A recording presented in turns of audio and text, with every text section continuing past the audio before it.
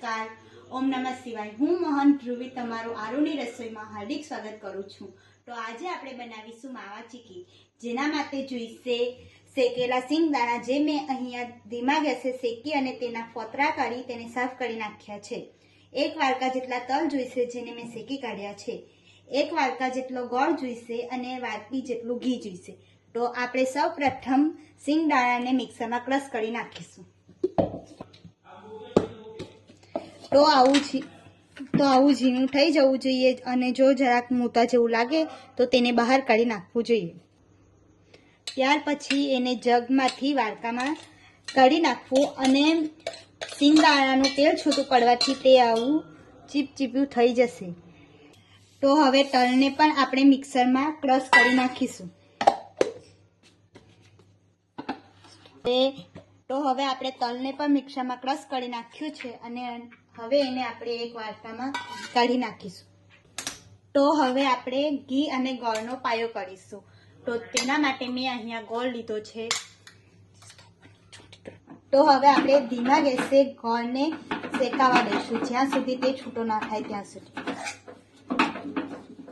તો હવે આપણે 1 ચમચી જેટલું ઘી અંદર એડ કરીશું।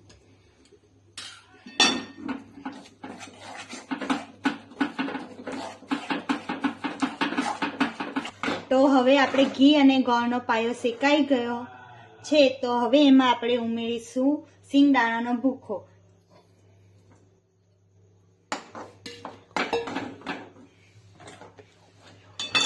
અને એને આપણે મિક્સ કરીશું ઘી અને ગોળના પાયા સાથે।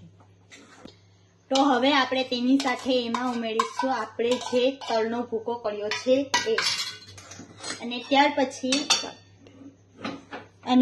પછી આપણે એ બંનેને બરાબર મિક્સ કરી લઈશું। અને જો તમારે આમાં માવો ઉમેરી શકવું હોય તો તમે એમાં એડ કરી શકો છો। હવે મેં અહીંયા ઘી, ગોળ અને સિંગદાણાનો ભૂકો બરાબર મિક્સ કરી લીધો છે અને હવે એને થોડીક વાર આપણે શેકાવા દઈશું। ગેસ બંધ કરી દઈશું અને આપણે જે થાળીમાં તેલ ચોપડ્યું છે તેમાં આપણે આ કાઢી નાખીશું।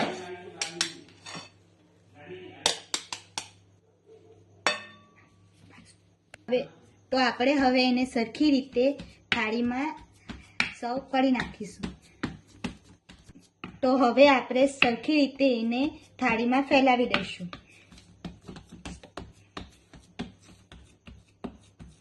આપણે જાડી અને પાતળી જે રીતે રાખવી હોય તે રીતે રાખી શકાય છે। તો મેં અહીંયા સરખી રીતે થાળીમાં આ માવાને પાથરી દીધો છે। તો હવે આ ઠંડુ પડી ગયું છે અને હવે આપણે એમાં કાપા પાડીશું।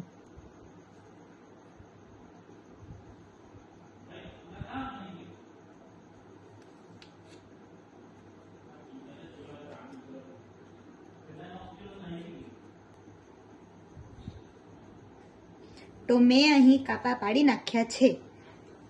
હવે આપણે આ એક ડીશમાં સર્વ કરીશું।